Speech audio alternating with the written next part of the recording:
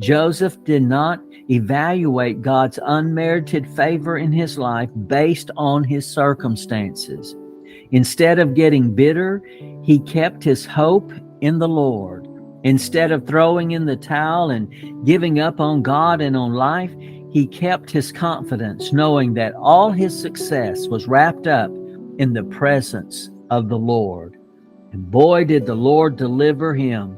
I want you to read this for yourself to see what the Lord did for Joseph. But the Lord was with Joseph and showed him mercy, and he gave him favor in the sight of the keeper of the prison. And the keeper of the prison committed to Joseph's hand all the prisoners who were in the prison. Whatever they did there, it was his doing. The keeper of the prison did not look into anything that was under Joseph's authority, because the Lord was with him, and whatever he did, the Lord made it prosper. When the unmerited favor of God is upon you, wherever you are, like it was upon Joseph, one, you cannot help but find favor. And two, everything that you do cannot help but prosper. And three, you cannot help but experience increase and promotion beyond your wildest imagination. Can you see that this was the constant pattern in Joseph's life? It didn't matter if he was a slave or prisoner. The same applies to you. When the unmerited favor of God is upon you, you are like a rubber ball in a pool of water. Natural circumstances can try to push you down and keep you suppressed underwater, but the unmerited favor of God will always cause you to pop right up to the top. Don't be discouraged by your current circumstances. I know things may sometimes appear bleak, dismal, and perhaps even devastating, but it ain't over, my friend. This book is here to tell you that it is not over. I don't believe for one moment that among the millions of books in publication right now, you're holding this particular one by chance or coincidence. This is a divine appointment, and I believe that God is saying this to you. Don't give up. It ain't over.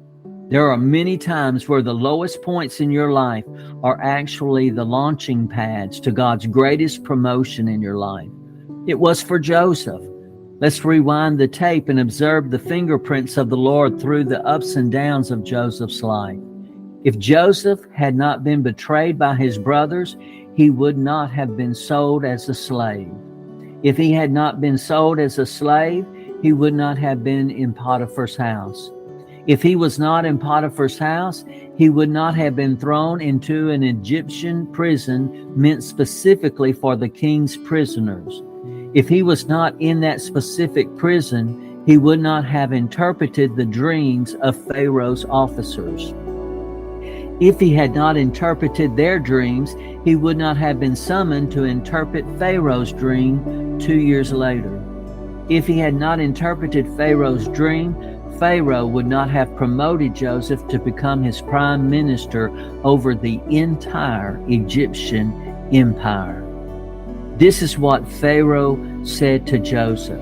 Inasmuch as God has shown you all this, there is no one as discerning and wise as you. You shall be over my house, and all my people shall be ruled according to your word. Only in regard to the throne will I be greater than you. See, I have set you over all the land of Egypt.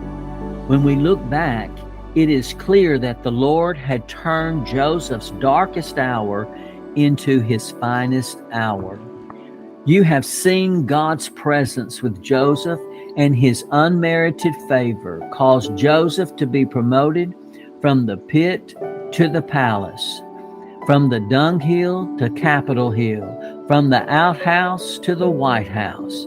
Stop looking at your circumstances and stop allowing them to discourage you. The same Lord who was with Joseph is with you right now. You cannot fail. You can expect to see success beyond your present circumstances.